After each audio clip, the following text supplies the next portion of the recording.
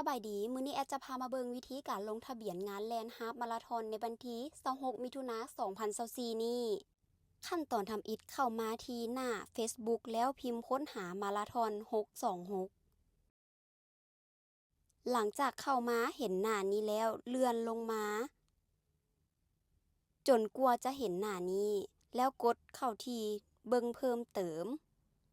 หลังจากนั้นก็จะเห็นรายละเอียดของการสมัครซึ่งแบบฟอร์มจะมีนำกันอยู่5ภาษาภาษาลาวภาษาอังกฤษภาษาจีนภาษาเมียนมาและภาษาไทยสำหรับคนลาวแม่นให้กดเข้าที่แบบฟอร์มภาษาลาวเมื่อกดเข้ามาแล้วก็จะเห็นใบลงทะเบียนและคำปฏิญาณของนักกีฬา